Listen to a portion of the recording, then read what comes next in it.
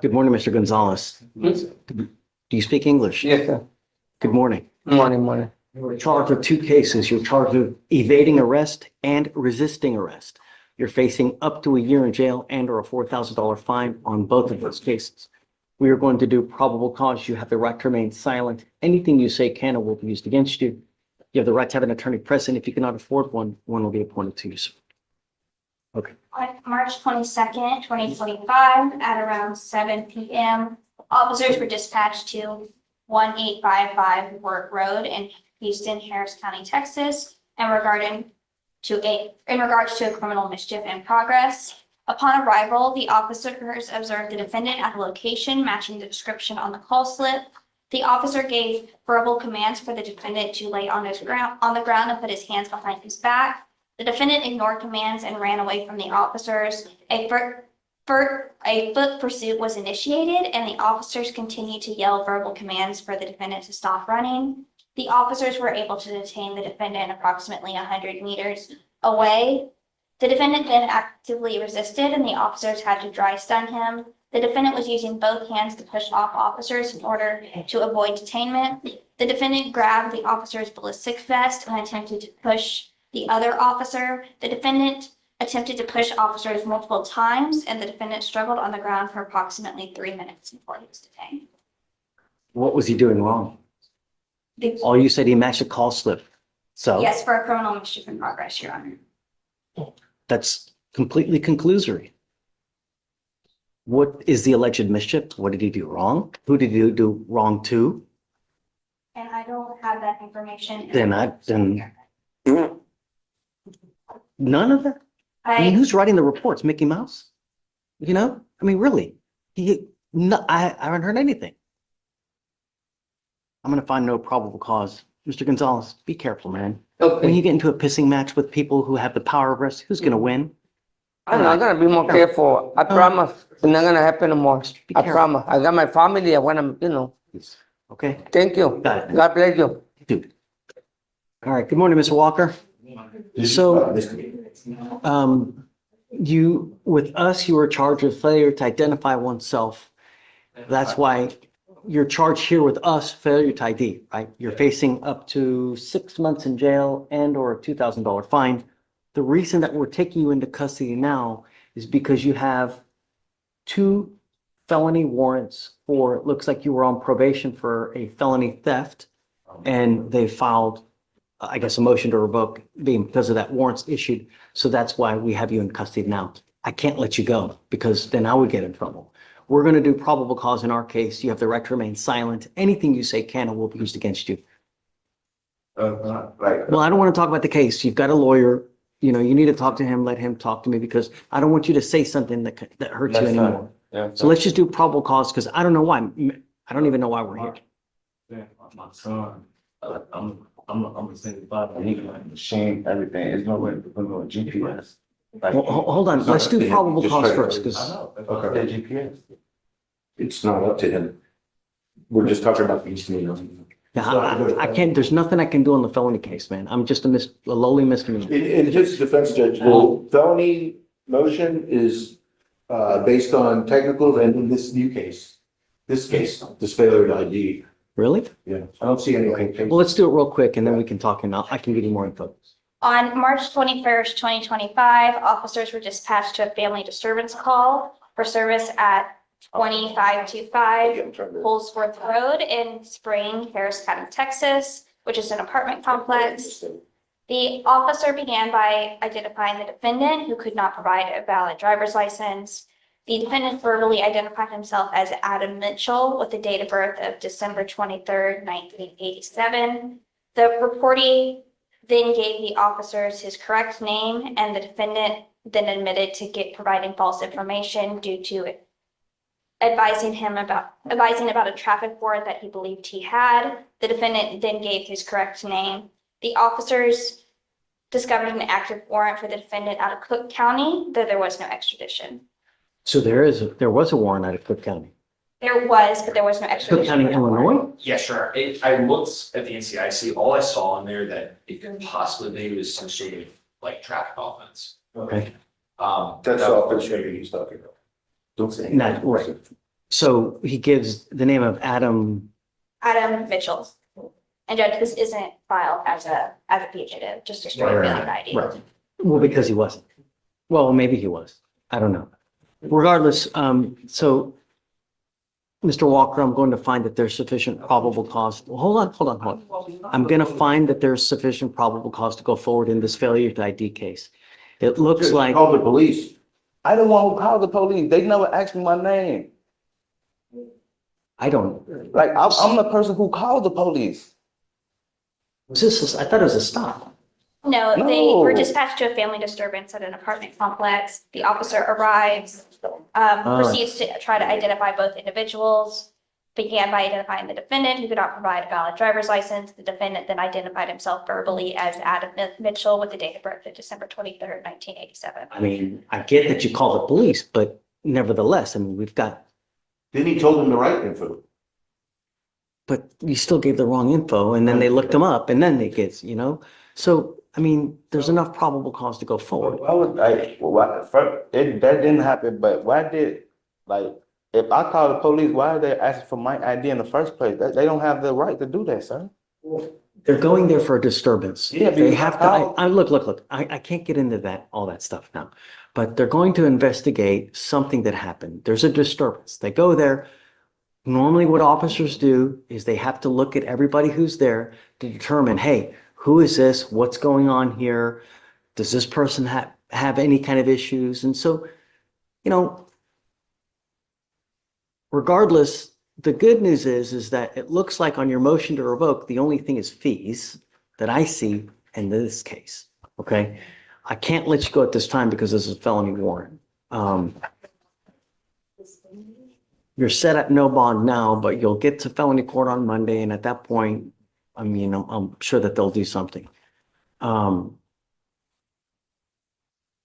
not gonna, you know, Yes, that's crazy, man. Like, I called the police. I'm not gonna, A couple fighting, and I just called the police. That's all I did, sir. I seen two couples fighting, and I called the police because it was a guy hitting a woman. I can't give you legal advice. She's writing everything down too that you're saying. Maybe later Just down the don't road, say we might anything at want to this say point. something You different. can talk to Mr. Pons. I'm not putting any conditions on your bond. Just be careful, Mr. Walker. Okay, thanks. What was our bond on this one? It's PR bond, right? Yeah, he's got a PR. No, I bought that for $1,000. So you're. That's Was right. it Judge, Thanks. 6,000. Excuse me, Your Honor, I'm approaching on Neil White. Is it, And Judge, he's been carried like since Monday, the 24th. That's when he appeared on your docket initially for a new charge for the bond violation report, which is filed, and also a motion to revoke and raise. But he was still incarcerated on Monday, Judge, Monday morning. he's right here now, right? He's here now. Okay. But Come up, Mr. White. Mr. White. We're on bond for an assault of a family member. Yes, sir. Since 2023. Yes, sir. In 2025, in February, you pick up a terroristic threat. Yes, sir. And now you've picked up another assault of a family member and a violation for protective orders. We're going to do probable cause. You have the right to remain silent. Anything you say can or will be used against you. Yes, You have the right to have an attorney present. If you cannot afford one, one will be appointed to you. On May 16th, 2025, in Harris County, Texas, officer was dispatched to an apartment for a family assault. Officer met with the complaining witness. The complaining witness had visible injuries on her face, including bruising on her eye and swelling on her head. Complaining witness went over to the defendant's house. Defendant grabbed the complaining witness by the arms and threw her into a table and chairs. Defendant began to punch the complaining witness multiple times in the stomach and slap her in the face. Complaining witness attempted to leave, but the defendant followed her through the apartment complex. The defendant currently has a protective order for terrorist threat, which bars contact between the complainant and the defendant. Is that the violation of protective order? Yeah, it's a felony, VPO. Your Honor, may I be heard? Your Honor, the complaining witness shows up at my client's apartment. He lives there by himself. She shows up like at 5 a.m. in the morning. My client did not assault her in any way. Actually, the complaining witness broke his phone, and my client left the apartment so he wouldn't have to deal with her because she wouldn't go away. But at no time, Your Honor, did he assault her. I did get to check out the videos, Your Honor, where the officers are interviewing the complaining witness. She alleges that he punched her in the abdomen. She is in absolutely no distress, Your Honor, when she's talking to the responding deputies. If he had punched her in the abdomen, Your Honor, I can really say that she probably would be doubled over and would want to go to the hospital. The EMS did check her out, it appears, but she refused transport to the hospital. I couldn't tell from the body worn cam video, Judge. It wasn't close up enough, but I couldn't tell. I couldn't see any bruises it's like I said, she was not in distress whatsoever. She is the one who really went to his apartment. He did not violate the protective order. And The violation of protective order is a felony offense anyways, so. yes, Judge. not- Yes, Judge. I understand. I understand. So I just And- have, an assault, a terroristic threat, and now another assault. Right. So which assault is he alleging that's Right, the, Judge. right? Yes, Judge. And she's filed or the state has filed a terroristic threat on her behalf, a charge on her behalf. If she was so terrified of him, Judge, why is she popping up at his I don't know apartment? that that's actually true. Who's saying, he's just telling that to you? I mean, how do we know that's really true? Well, she's there, Judge. Those are the apartments that are shown on the body worn cam video. It's his residence. Is she actually on video at his apartment? Have you seen Outside it? of the apartment, they're outside on FM 1960. That is not her residence. The protective order has got a totally different address where he is prohibited from Tell me, Sebastian. going.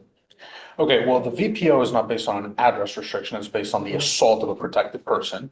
And as far as the representations that defense has made today, we have no way of verifying any of that to be true. I disagree with the assertion that she shows no visible injuries. Her face does appear to be swollen with some red markings. Number three, the allegation that she's over at the house don't disqualify her as being a protected individual, and VPO is for an assault, not for a residency restriction. And at the end of the day, all those are fact issues. And what we're left with right now is the fact that in 2023, with a separate victim, he has an AFM, bond forfeits, then we have a terroristic threat with someone else, and now he picks up a separate AFM. And we can talk about how she's back all the time, but I think that ignores, first of all, the realities of domestic violence situations. And second of all, this isn't just one person that he's having multiple problems with. These are two separate people. So the state is going to stand on its motion to revoke and raise bail and is going to ask for $20,000 on all three cases. Your Honor, may I respond? The complaining witness has not, has recanted to these March 16th, to the current charges, to the newer charges. Which alleged victim is recanting, the first or the second? The terroristic threat complaining witness, Your Honor. And the other assault family member case, Judge, the complaining witness is currently incarcerated. But So which one's the so, The oldest one is in jail. When? and Or I'm not sure, actually. I had a colleague who spoke to her. I forget exactly which is in. She is in jail. As far as her recanting, I mean, that's, is she in jail for something against him? no, I don't think so. And also, Judge, the complaining witness, the one that the protective order is on behalf of, she has not given a rip on the terroristic threat case, Judge. So something's not right. She doesn't want to. Problem is Tell the truth. he keeps picking up cases. Stuff keeps happening to him. It's just, I fall down and I pick up a new case. Yes, Judge, and I did want Are we to- supposed to just let him go because he's picked up now a felony? You I know, just wanted to relate to you, Your Honor, that my client does not have funds. He paid to get out with his income tax return, Your Honor. He paid to get out on these two new charges. He paid to get his car because he was not arrested at the scene, but he was arrested thereafter while he was driving. They impounded his car. He paid to get his car out. And he paid because to get a new phone or get his phone repaired because complaining witness broke his phone on the date of the alleged incident. And I'm asking the court to leave his bond as is, or in the alternative, Judge, maybe he can borrow some. He's got $250 left from the income tax return. And if you could leave it, or $5,000, he could possibly do that, but not 20. He was in jail for an entire week, Your Honor, when he was arrested for this offense, for these new offenses. Pick up new cases. That's what happens. I have not asked you to do anything but be safe in my community. You're now working your fourth case. No, I don't want you to say anything. The only thing is that you continue to pick up new cases, and I can't just let you keep doing that without some kind of consequence. No, there has to be consequence to behavior, and the bill comes due. You can't continue to pick up new cases and expect good results. So I'm now going to revoke your bond. It goes with you. I can't. I have to show you that we mean business. Otherwise, we have no teeth. You know, what we say means nothing.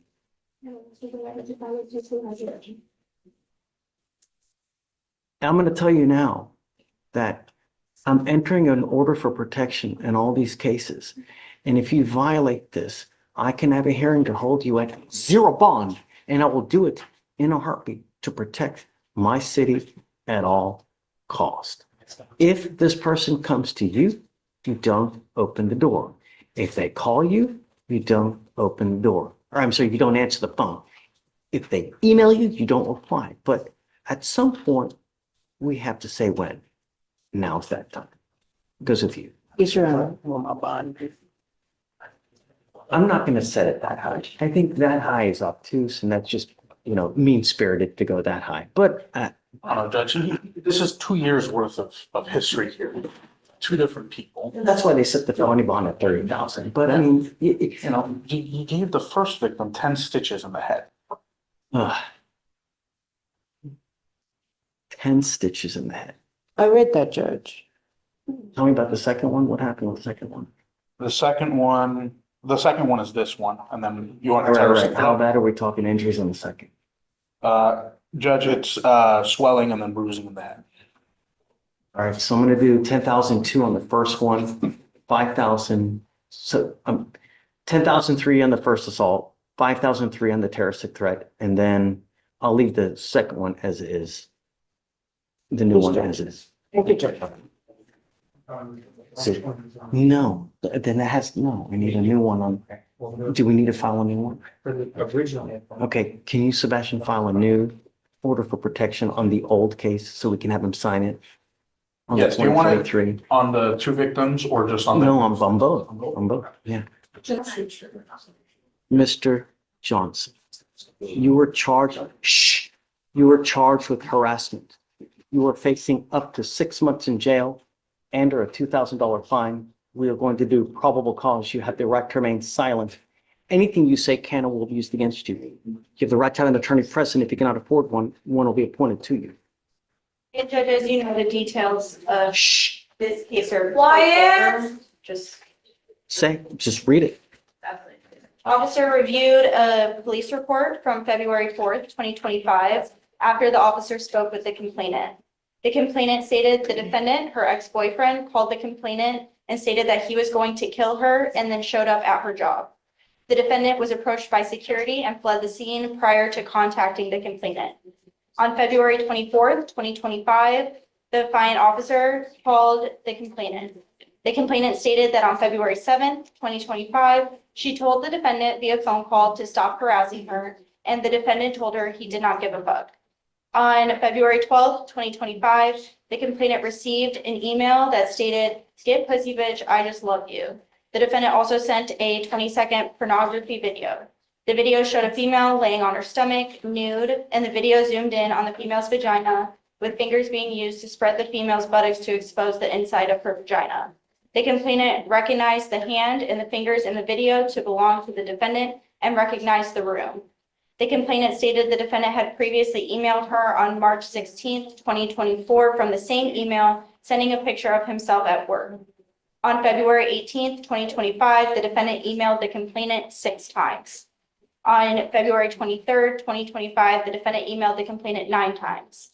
On February 24th, 2025, the defendant emailed the complainant once.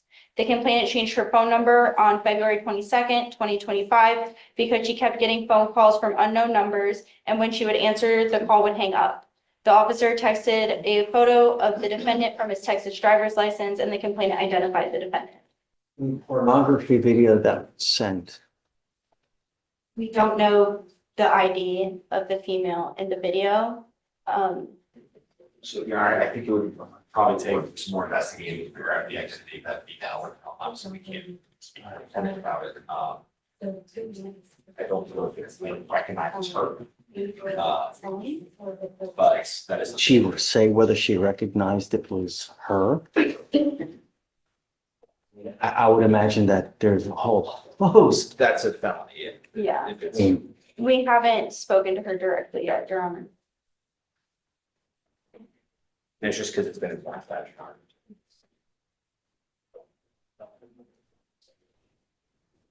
Mr. Johnson, I'm going to find that there's sufficient probable cause to go forward with your case. I'm ordering you as a condition of your bond not to consume alcohol, illegal drugs, unprescribed controlled medication. I'm going to order you not to have any contact with the complaining witness.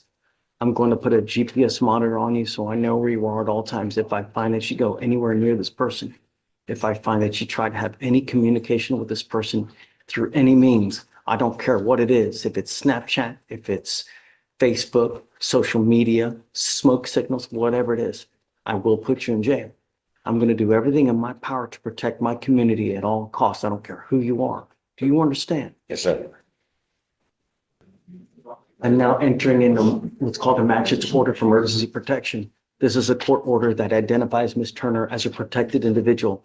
You cannot commit family violence or an assault against this person. Commit an act in furtherance of an offense under section 42.072 of the Texas Penal Code, which is the stalking statute. You cannot threaten, harass, use another person to communicate a threat or harassing behavior. You cannot be in possession of a weapon or go within 200 feet of where she lives or where she works. If you violate this court order, the state can and will probably file a violation of protective order. It's one of the worst cases that you can pick up. Do you understand? Yes, sir. Okay, we need to talk about bond. Your Honor, the defendant works for Enterprise. He's an IT specialist. He's been working there for over 5 years. And he's got ties here. He's been living in Houston for over 5 years. And he has child support for 3 children that he takes care of on the weekends. They're with the baby mom on the weekdays. But he does work, and he is working. And so we would ask that, and he's no threat. He's not shown any threat previously, and he does have strong ties. We were requesting a bond of $1,500. We have the bondsman here today who could. I would be unopposed to a bond of $1,500 if he were to have a GPS monitor with an exclusion code. I'm So- gonna order it. Yeah, so I'm unopposed to that as long as he has the exclusion code. Joe. Bond will be set at the 1,500 then.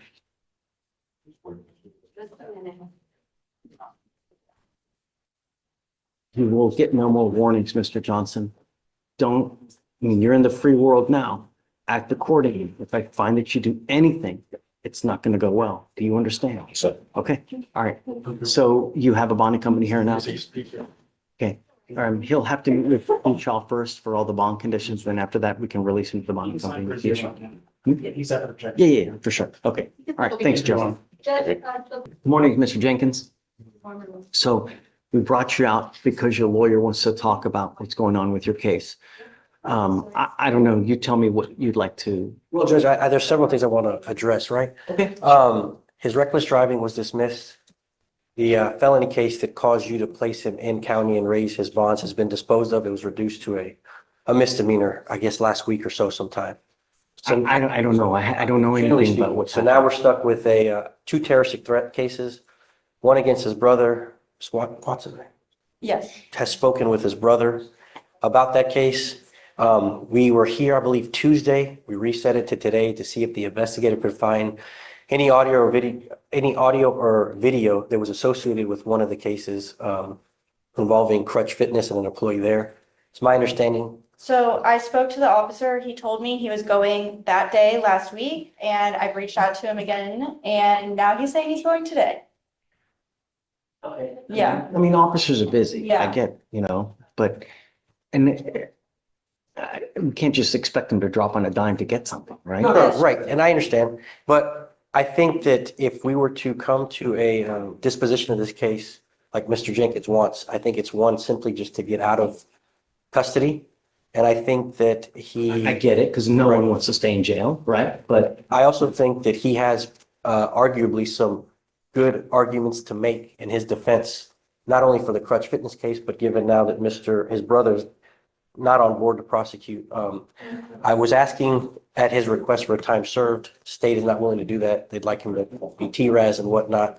I'm partly out here asking so he can hear what's going on out here. Secondly, I see that the bonds are 10,000. His father is here present. His father came from overseas just to help address what was going on. They visited that's yesterday. nice. Where's Dad? Dad is right here at the front right Come up, here. Dad, come on.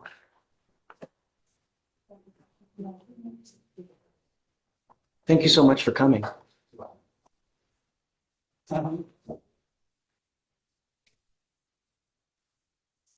So both cases are set at 10,004. With that present, I'm asking for a reduction in those cases. I don't think a personal bond, I'd ask for a PR bond. I have to ask. But given that a personal bond is not on the table with both those cases, I would ask for a reduction of 2,500 per case, Judge. And I say that because initially he was taken into custody. Jail therapy was part of the initial reason why, not the entire reason why. I think Mr. Jenkins has been in there since January 14th, over 2 months. I can see it on his eyes when we speak. He doesn't have the same livelihood he did whenever he was wanting to fight these cases. I think the jail therapy has worked. It's done its case. And I think 2,500 is enough to let him know that he has to be back in court, and whoever puts that money up, that he's responsible for that money in full, should he not But abide it's by. not just to come back to court. Every time we give Mr. Jenkins a bond, he picks up a new case. Since January, we're on our 4th case. And they're dangerous cases. They're not cases where it's like a rinky-dink trespass or like a theft from a Walmart. No, they're serious, dangerous cases. Your first case is a reckless driving. While you're on bond, you pick up a felony. What was the felony initially that got? It was a third degree evading of the motor vehicle. So evade. So he's on bond for reckless driving. We ordered him, hey, no more reckless driving, please. Just think about the community. Don't endanger the community. Picks up an evading in a motor vehicle. Third degree felony, looking at 2 to 10 in the penitentiary. He gets out. Then he picks up in October a terroristic threat, gets out again, and then now picks up another terroristic threat the same month. So it's what we ask you to do. It goes in one ear and it goes out the other ear. And the problem is now you're stuck because the bonds are high. Your dad is here, which is great because it shows support. But the problem is, if I let you out, are you going to pick up a 5th case? No, sir. Well, I know you're going to say no. You said that the first 4 times. The only way I really get to know you is how you look on paper, because that tells me who you are. When you tell me something, for me now, it goes in one ear and it goes out the other, because I know you're going to tell me what I want to hear. It's little bunnies jumping in the woods, gumdrops and rainbows. But when you get out there, you turn into a different person. And it's not fair to everybody else who complies and the potential danger to everyone. We're not asking for much. I'm just asking you to be safe. Don't do anything. Think before you act. I've repeatedly told you that. So I get that you feel like, and you look but are we really supposed to keep doing this? State, what's your position? Bond reduction, Your Honor. Had a habeas issue, pending cases. Reckless driving was not dismissed by us, it was dismissed by felony, part of his plea negotiations with felony there. They would be opposed. How is it that just the two cases were, I mean, because they're not even in the same, Right, I don't. same transaction. I don't understand how these things are happening now because I see a lot of judges complaining of, you know. Because I did not file that, and I was like, I'm pretty sure, so I went to check and it was a felony prosecutor. So who is the first terroristic threat? The first terroristic threat was brother.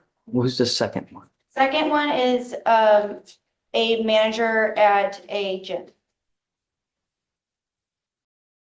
Here's what I would like to do. I would like to have him TRAS to see how we go forward, because I just don't know. A TRAS is an evaluation where we have clinicians talk to him and see, they ask him all kinds of questions about his life, about his history, any drug history, you know, living situation they ask, and they determine that, you know, okay, this person may need treatment. This person may not need as intensive in treatment to where he can be on the outside and doing it. I don't know how to go forward, but it scares me because I don't want him to pick up a fifth case. I don't know what he's doing in life. You know, did you graduate from high school? Yes, sir. How do I know that? You know, I mean, just you're headed nowhere quick. And we don't want to see that. We don't want you to end up as a statistic. I mean, sure. I've been trying very, very hard to get a startup in sales because I want to do sales. That's the best way for me to go without having a degree because I didn't want to go to college. I wanted to be an entrepreneur. And so doing independent contractor work, it allows me to be able to make money, you know, on my own time and then invest into what I want to invest into on the side.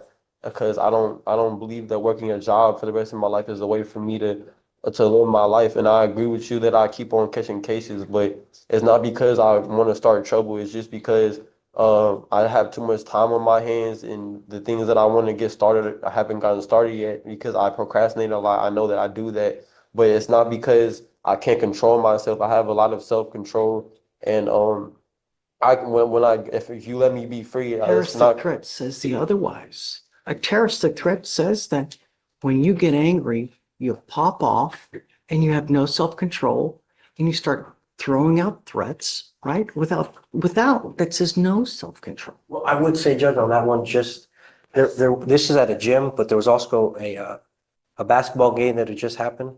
So it's important. And the reason why I brought up the evidence, because, you know, there's two sides of the story. And so I just needed to verify. I always, right. Right. There's We always understand that. two I just want him sides. to know that, you know, we're advocating for him as well, that we are doing the investigation. And I worry that if he just signs to get out, that it puts him in a cyclical sort of situation, one, and two, that he's only doing it just because he doesn't want to get out. And that's why I'm addressing the bonds. I'm not going to take it. And that's why I was addressing the bonds, because, and this is not even a guarantee that father is going to pay the bonds. This is just to. Let me ask you this. If we let you out, where are you going to go? Where do you have to go? My mom, she'll let me stay back at the house. I know that if she doesn't let me stay at the house, then I'll find a place to stay.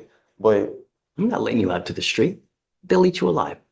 well, I was The only staying way that I would even. I have family on the outside. But if they're not going to take you. That's not It's a fair problem. to have me in jail because I had a place to stay and now I don't because I was in jail. Being in jail is not the place for me. The only way to elevate my life. 4 different chances, Mr. Jenkins. I wasn't in jail before those chances. I've been in jail now, so I understand my consequences more. That's what jail is for, to learn your lesson. You live across the country or where? I've been living in Europe for the last 6 months. So I took an assignment in Europe. Who else? Is there anyone here that's willing to take Mr. Jenkins in? Well, he's crossing the bridge with everyone in the family. He's burned it. God dog it. You know, it's never good to burn a bridge because you never know when you need to cross it. When you act like an a-hole to everybody and you shut everybody out, this is the exact example of why you don't do that. I would consider if you had a place to go, Because I'm telling you now, I'm not letting you out to the street.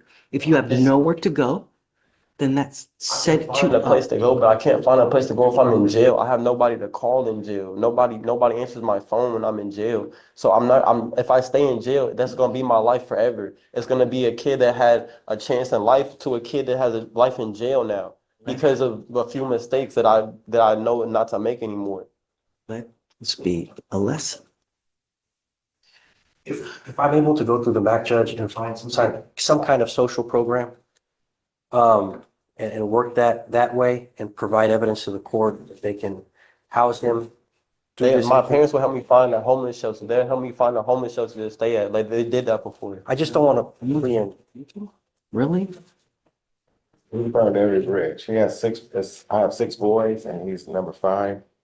His auntie, his grandmother, and he treated everybody's bad. So I've stayed in the homeless shelter before and I've done well in the homeless shelter. I was able to take care of myself and function into homeless shelter and they helped me find the homeless shelter. So I can find a place to live. But if I'm in jail, my life gets worse. And I know you're desperate to get out, but I don't understand what could have been so bad that you burned so many bridges with damn near everybody in your family. What the hell happened, man? I started. You know? Just reflect on that. Don't answer. I mean,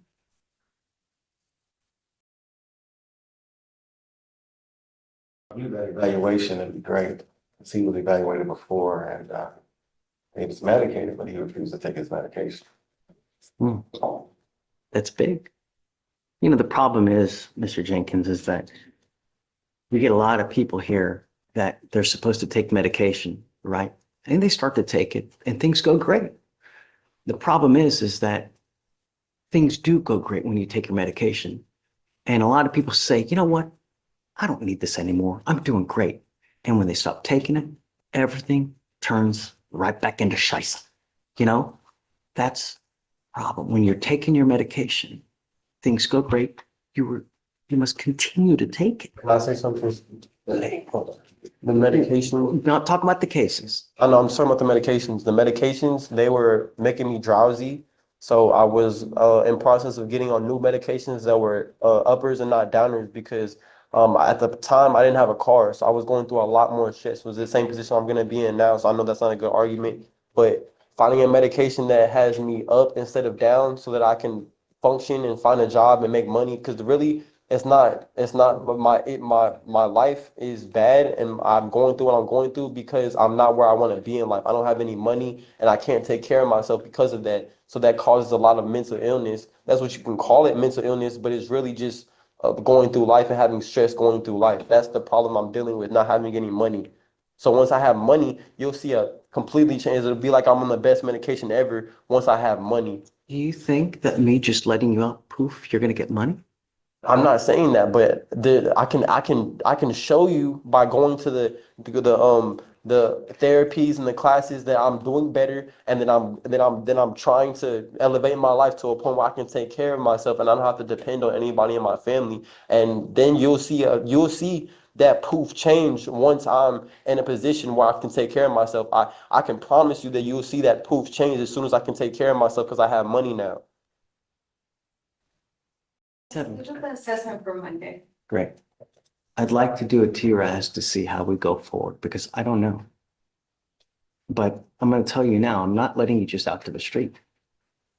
So do you mind? I will research through the program. No. But also perhaps if you can try to like make a good faith effort to reach out to the family, see if anyone, I'm happy to talk to them too, to try to help convince to see if they'll.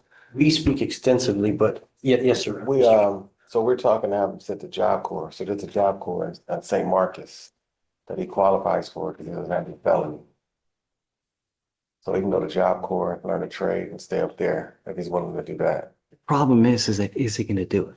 Right. Yes, sir. I will do it though. I'm very. If you're in jail, everybody will say anything just to get out of jail. And then when you get out there, though, what's really going to happen? I don't have a car, so I need to find a way to this appointment. So any job right now is a good opportunity for me because I have to save up to get a car to take care of myself. Mr. Jenkins, where is Job Corps? Is it just in San Marcos? There's nothing Have here? some other ones, but that's the closest one. Because what I'm thinking is that we could probably do something to try to resolve these cases and perhaps make that a condition that he does Job Corps. Is it possible that the court could order that as a, well, I'll discuss it whenever we. Right. I would say that we do it as part of perhaps some kind of global agreement where, first have him TRAS, let's see what they say. And then perhaps we make it a condition that he does Job Corps. Yeah, that's, And the thing, I don't know if it's in San Marcos, I have an issue because I don't know how we can supervise it, right? But if there's something here, that would be great. I'll just lay Or it something on. closer. Are we? Preferred, the only reason I made it 12 months so you get your excellent. You try Class that. B, not a class two. First have them TRASed, Sure. see what they say. Come back on Monday or probably Tuesday or Wednesday, because we got to give it a couple days. You need a drug test too? A drug test? He'll be clean now. He's been in custody. Well, I hope they don't have dope in the jail. I mean, I know that he's been in custody for quite a while, but if we do let him out on, say, some kind of diversionary program or probation or whatnot, he will absolutely be tested, and a lot, because I would make it a condition that he gets tested a lot. And I'm going to tell you now, if you do get out, one of the conditions will be that you take your medication. One of the other conditions is that you get your driver's license. One of the other conditions that, we'll try to find you some kind of housing so that you have somewhere to stay, because I don't want you out on the street. And that you get to the job. So we want you to succeed. I don't want you to just stay in jail. I don't want you to be a statistic. I want you to leave here better than you came. But me just letting you out now, just for shits and giggles, that it would throw you out to the wolves, because I think that you, with proper structure, you're going to go do what you've been doing for the last. I need to be transferred because in my pod they were touching on me inappropriately and saying sexual things that were making me uncomfortable. And Judge, not regarding that, that's another issue. The reason I was hesitant to sign and defer is because I was expecting to see, I got to make sure that the evidence is correct. Well, and I really wanted to see. You don't have everything? No, I'm saying the surveillance that we were waiting on from the investigator. I was Oh, wanting. this is from what you were Yes. talking about. Okay, I get it. I'm keeping that off of it. This is not driving the defense. No. And I'm saying from So, part, look, and I think just, I didn't want to, Judge, just have him sign something just so he can get out. I understand he's in jail and I understand it's bad in there. let's have him TRAS. Sure. In the meantime, try to get the video, subpoena the officer to get here, because it's been since October. She's been looking for him. I'm not saying they haven't done anything. Yeah. I'm saying as my job as well, I got to make sure that, the Sure. burden is held and. But if you subpoena the officer to come to court, that, Fully, you know what I mean? and that, Your Honor, and that's why I'm keeping the offer open. It's not trying to put defense on the spot. No. It's That's- just. I didn't feel keeping that the as offer well. open. It's not like I'm trying to rush this So- here. We'll have him evaluated Monday. It takes 2 to 3 days to get the results. In the interim, Matt's going to get all the evidence so they can see the surveillance, they can see everything, so that all you guys can have a meeting and see what is out there. And then perhaps maybe like Wednesday or Thursday, we can come up with a plan on how to go forward. Is that okay?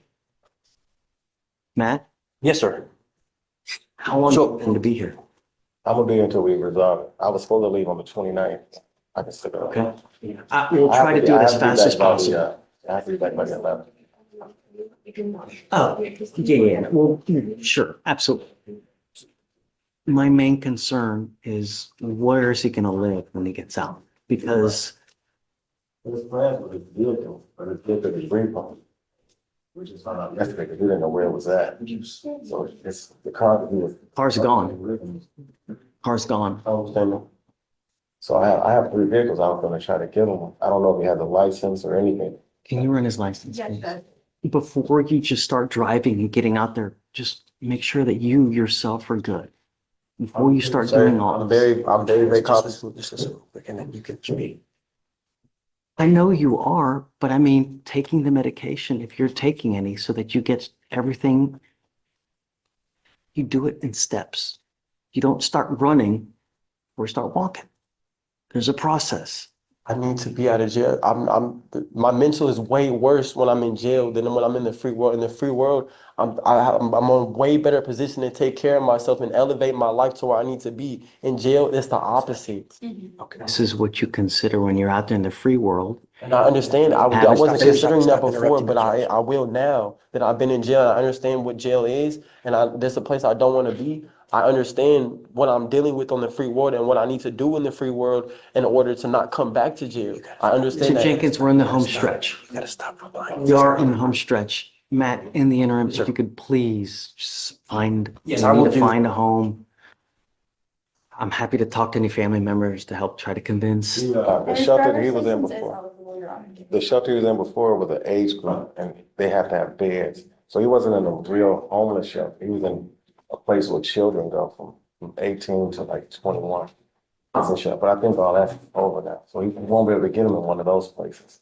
In one other place, he can go to a real shelter that he has to be in at 6 o'clock to get up in there and live on the street or go to Job Corps.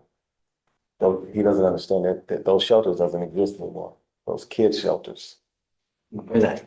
I understand that, sir. Yes, I that's can- it, that's it, that's it. And he's aging out, so he hasn't taken his medicine because he's 22 now, so we can't make him take his medicine. They're gonna make him believe it. I can as a condition of anything to release. So we will make it. And if it doesn't start happening, and if he doesn't take the medication, he'll stay with me. And we'll keep doing this until it takes. I can hold on to you for 3 years, man. Really. All right. I think we're good. We got a plan. Yes, sir. Set it for, I guess, Tuesday or Wednesday, and we'll come back and then hopefully we can have everything resolved. Okay? Thank you so much for coming. Really appreciate it. You are Adan Ruiz. Sir. Mr. Ruiz, you're charged with 2 cases. You're charged with burglary of a motor vehicle and tampering with a government document. On the burglary case, you're facing up to a year in jail. Likewise with the tampering, up to a year in jail and or a $4,000 fine.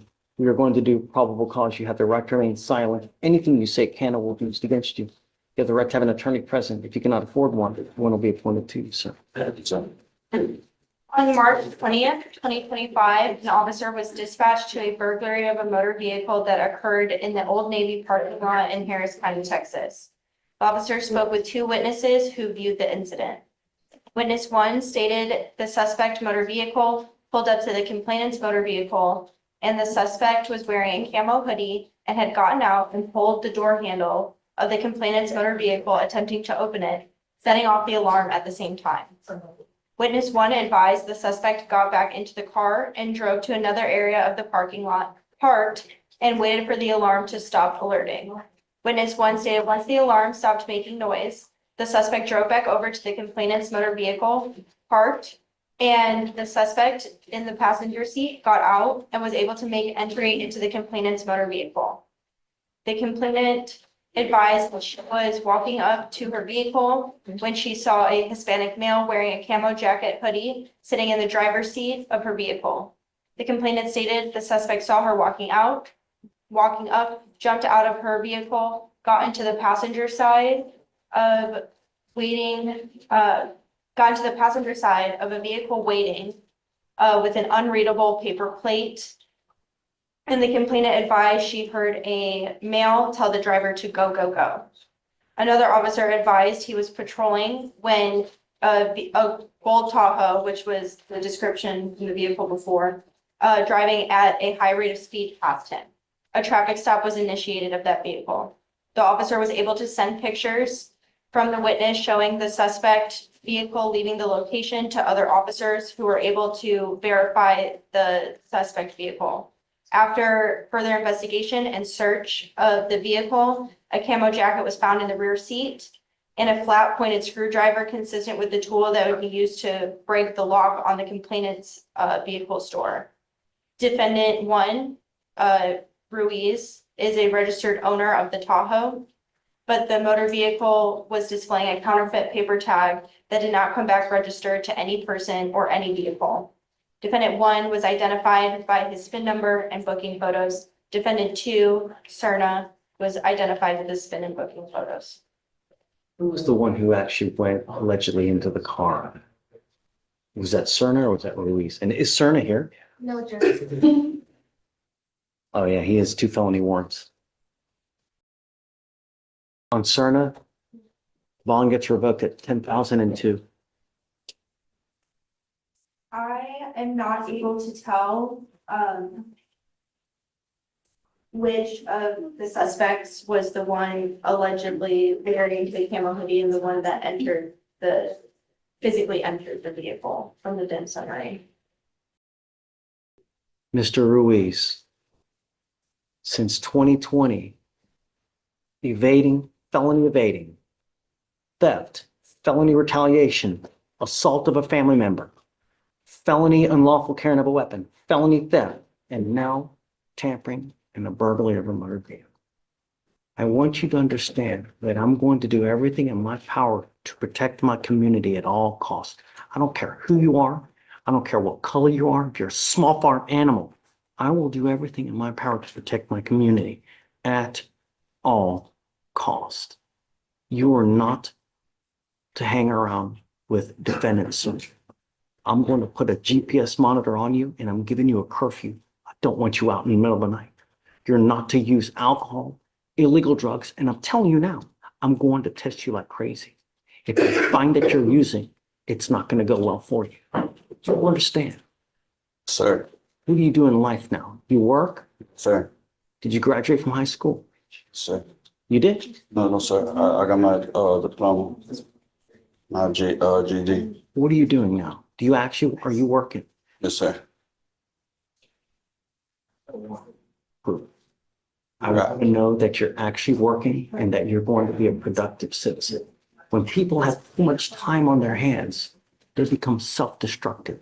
And you now are headed for a 25-year sentence or an actual death sentence because people in Houston, they like their guns and they like their cars. And if you muck with the wrong person, they're going to shoot your ass dead. It happens at least once every other month here. We have someone who's dead because of a gunshot because they break into the wrong law. You understand? Sir, You are not to go within 500 feet of where this person lives, works. Is it an apartment complex? What is it? This was at an Old Navy parking lot, Your Honor. I don't want you going anywhere near there. Is it a part? Is it like a mall?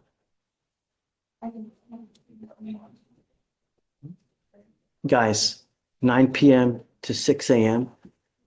No drugs, no alcohol, no weapons, no contact with the co-defendant. GPS monitor today with a 500-foot exclusion from where this offense occurred. I will give you a lawyer today. sir. I'm going to do everything in my power to help you straighten up and fly right. And if you force my hand, I only have one place for you. Do you understand? Sir, Hang with dogs. You get fleas. It's a strip mall, Your Honor. Okay. Whatever that strip mall is, he's not to go there. And then, so Blaze, if you don't mind sending that to them, please. Absolutely. All right, Mr. Reeves, I'm going to have you sign a reset with Victoria. I'll have you meet with Creechall, and then I'm going to have you take a seat in the jury box while we get you a lawyer. sir. Good morning. Hey, I'm here today on Joe Greathouse. He's got a pending BBR for a high brass. Mr. Greathouse, come up. This is the one that you said that he's a truck driver. I had initially taken away his privilege to drive, and then we gave it back, right? And now testing positive for alcohol. It was a high brass. Judge, I'm gonna just tend to this thing. I have. People judge. Should we approach? Sure. This is, I had my client, we were notified about the BRAC. I had to go to Quest Diagnostics and take an alcohol test. It shows negative. Now, it is a couple days later, I mean, really? but if somebody's drinking, Judge. Really? Drinking enough that they're gonna violate on a machine, why would they stop? If you've got such an alcohol problem that you can't stay straight on the machine, why would you stop? That's, no, I don't believe that for a second. That doesn't fly. The only thing I know is that Judge, he didn't do a retest like he's supposed to right afterwards. can I talk? So what he's telling me is that he was getting in the car to start a shift, that he has to start real early, right? He used mouthwash, right? That's what you're telling me. Hold on. Really? Hold on. And now it's mouthwash? Well, What's next? Abducted by aliens? Your Honor, I don't think I'm being inconsistent. He tested negative for alcohol. You tell me. 3 days later. Judge, admittedly, I told you that. Admittedly, it was 3 days later. But what I intended to the court is, if somebody's got, a bad enough alcohol problem that they can't stay straight on a machine, why would they stop drinking? People that are chemically dependent, may not be able to, right? What I've told my client, Judge, is that you can't use any alcohol products at all, right? And you understand that, correct? And so you've got some mouthwash now that is the hydrogen peroxide kind, correct? It's a great house. I'm now again taking away your privilege to drive. And I'm now going to put a scram on your ankle so I know that you're not consuming alcohol at any time.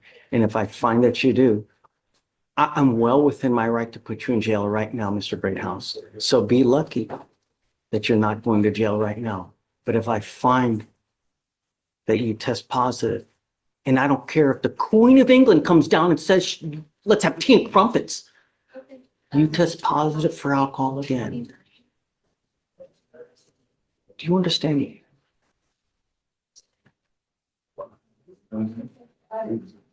Your Honor, What are you gonna the say? defendant's Can I work? license is He's telling me coming you back can't as drive. ineligible already. I'm sorry. Your The defendant's license is, it's ineligible as it is. I'm gonna have to look at that. I'm not in receipt of They it. have access to the Texas Department of Public Safety's driver's license to see whether a license is valid or invalid. They've looked it up and they're saying that your license is not valid at this time. You're not allowed to drive regardless. It's suspended at this time. I mean, I know that you're looking at me like this, but the system is saying it. So don't drive. So what I'm going to do is I'll have you come up here, swear to us that you're not going to drive. After that, you'll get with pretrial for your bond conditions. They're now going to put a monitor on you. This detects alcohol through the perspiration of your skin 24 hours a day. Don't use. You need to be cognizant of everything that you put in your body. You know how many, if I had one strand of hair for every time someone told me that they use mouthwash, my hair would look like Mr. Johnson's hair. Really. That's why we advise every single person, as soon as they're given bond conditions, do not use this, do not use that, do not use this. Regardless as it is, your license is now suspended, so you can't drive regardless. So you guys need to figure whatever that is out, and then we'll talk. All right, Thank you, Judge. thanks. You are Ronald Umanzor. Yes. You speak English? Yes. Sir, you're charged with driving while intoxicated, second offense. You're facing up to a year in jail and or a $4,000 fine. We are going to do probable cause. You have the right to remain silent. Anything you say can or will be used against you. You have the right to have an attorney present. If you cannot afford one will be appointed to you, sir. Okay. On March 20th, 2025, an officer observed the defendant's vehicle in the street and observed the defendant talking to prostitutes on the street in or around the 3700 block of Tidwell Road. The officer followed the defendant's vehicle into a nearby motel and they were almost struck head on by the defendant. A traffic stop was initiated. The officer observed the defendant to be the driver and sole occupant of the vehicle and observed the strong odor of alcohol upon his breath. The defendant refused to answer questions without a lawyer present. The officer observed the strong odor of alcohol upon his breath, slurred speech, and bright glassy eyes. SFSTs were conducted 6 out of 6 on the HDN, and the defendant refused the walk and turn in one leg stand. The defendant refused to provide a breath specimen. Judge, that's not how I read the offense report. I read that after he almost struck them, they then followed him, and then he came to a complete stop in the roadway, and then they stopped him. So I don't see any traffic violation,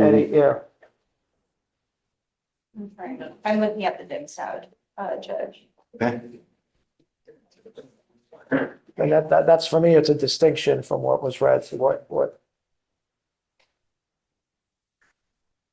It says, they viewed the defendant, speaking to prostitutes on the street and around the 700th block of Tidwell Road. Talking to people. Officer stated people, sorry, Judge. I- Yeah, thank you. I'm just reading. Yeah. Officers stated that they followed the defendant's vehicle into a nearby motel and they were almost struck head-on by the defendant's vehicle as it exited the motel parking area. The officer then stated that they have activated their emergency lights in the patrol vehicle and got behind the defendant's vehicle. Did they let him drive a little bit and then pull him over, or was it? Yeah, he got into my understanding, he got into the roadway and then he came to a stop and then they stopped him. So I don't see any traffic violation. I don't see any crime being committed. I mean, I don't know. I mean, perhaps there were. She's saying that he almost hit them, right? And maybe he went out a little bit more and then sees them, and I don't know. No, yeah, they're asking you to Saying that assume. hits them, so at that point they pull him over. I mean, go get the video, go Sure. get body cam. You see something different, Sure. always. I do think that there's sufficient probable cause to go forward with the case. Mr. Umanzor, can you run his license, please? Yes. His driver's license is eligible, Your Honor. I am now placing a restriction on your license, Mr. Manzor. You are not allowed to drive any vehicle that's not equipped with an ignition interlock on it. I'm also ordering you not to consume alcohol or illegal drugs, and I'm going to randomly test you. If I find that you're consuming alcohol or illegal drugs, I will revoke your bond, put you in jail. No more PR bonds. Do you understand? Yes, sir. No, sir, Mr. Officer. Yes, sir. Likewise, you are not to drive any vehicle unless it has an ignition interlock. I'm sending notice to DPS in Austin so that every single officer in this state knows if you're driving a vehicle that doesn't have a blow and go in it, they're going to arrest you and put you in jail. Do you understand? Yes, sir. I'm not asking much. All I want my streets to be safe, and I'm going to do everything in my power to protect it. You got a great lawyer here. Listen to Herman. He'll take care of you. Because you have a lawyer, I will waive your appearance, but you must stay in touch with him.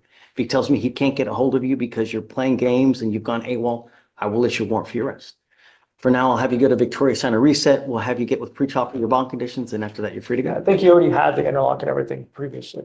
And it's the agency. Okay, All great. right. Mr. Manzor. So I'm here on Mr. Hunter. Okay. He had an issue, he bond forfeited, he's back for an arraignment today. I've spoken with the state, they've made an offer. We're asking for one setting for Mr. Hunter to consider that offer.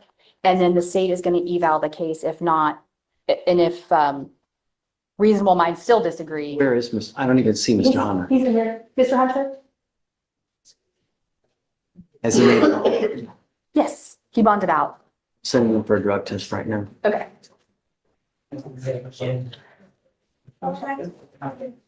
Right.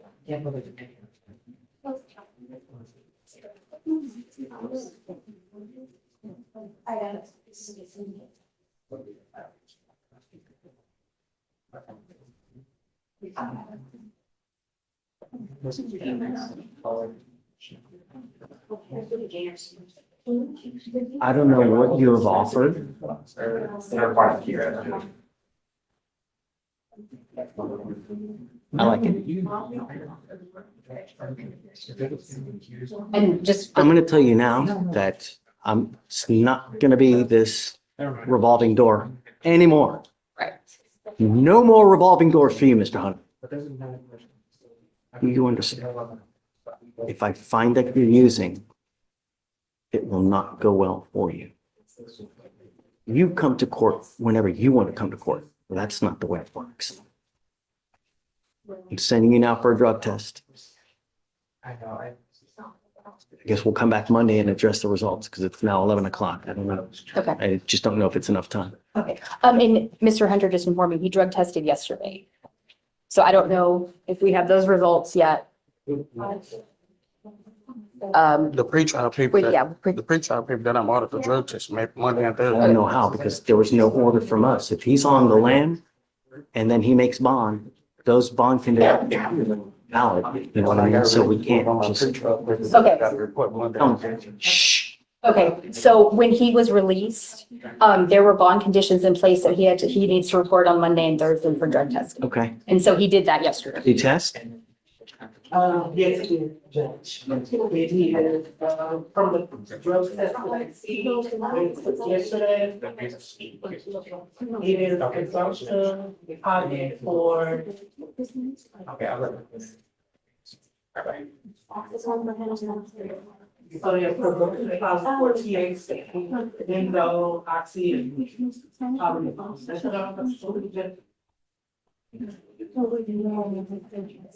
You will now test every Monday and Thursday. You test positive for anything else, it's not going to go well for you. You understand, Mr. Hunter? Now is the time for you, once again, to address any issues you may have. If you don't, I'm going to address it for you. Okay? So we'll let him go now. Okay, Continue with the same bond conditions that we've always had, okay. and then he'll test again on Monday. And so just to let you know where this case is heading, the state has asked for one setting to eval it. And then, if reasonable minds still disagree, then we're gonna, set it for a dispositive motion to suppress with the court's permission. I don't know. I'm just going to set up a trial. Okay, we can do that too. It's just way too much drama, man. I'm not going to, I'll just Well, we'll have to see. let a jury decide. So you'll go do we'll stand down, Judge. Yeah, just, okay.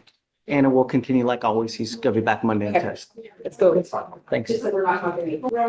Manuel Cooch, who is in custody. Okay. I'm bringing you out now because I have great concern with your cases and the way that your bonds were set at this time. It appears that in September of last year, you pick up a felony assault of a public servant and an evading arrest. A couple months later, an aggravated sexual assault. And I'm assuming he's out on bond for all this stuff, and now he's picked up another case. You now stand charged with unlawful carrying of a weapon. You are facing up to a year in jail and or a $4,000 fine. We are going to do probable cause. You have the right to remain silent. Anything you say can or will be used against you.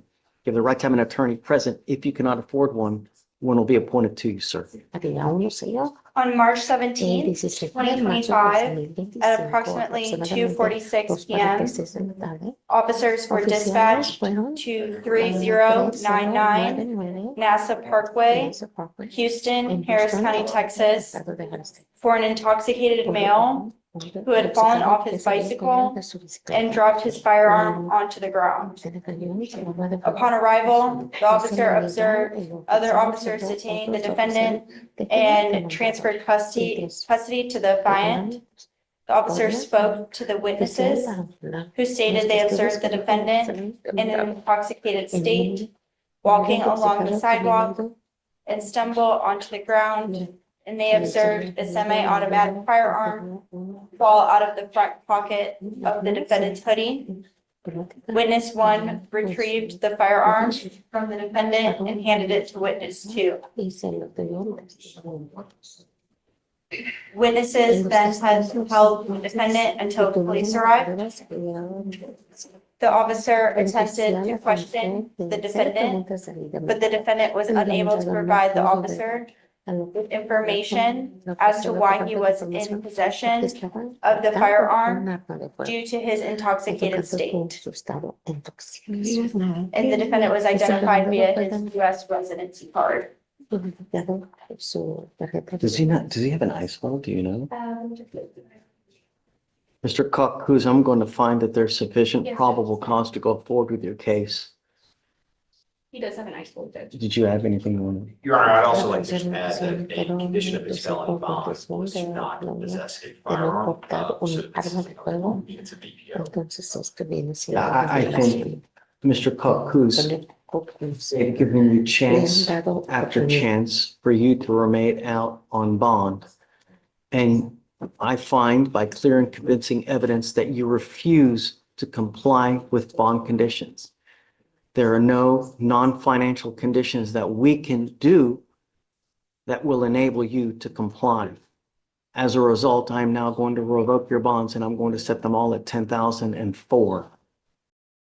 because of the actions now, I think that He does have a I you now have an immigration detainer. So, have you know anything that's gonna happen with that by chance? Have you, you know? Okay. So I don't know if you're going to get out. If you get out, I'm ordering you to be under home confinement. You are not allowed to be released unless you have a GPS monitor on your ankle. And then I'm also on your other ankle, I will put a scram monitor so I know that you're not consuming anything. You are not to consume alcohol, illegal drugs, unprescribed controlled medication. You're not to be in possession of any weapons. Do you understand, sir? Yes. Okay.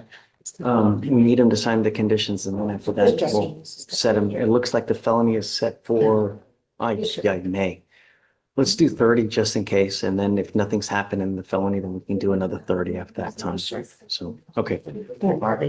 Thanks. So,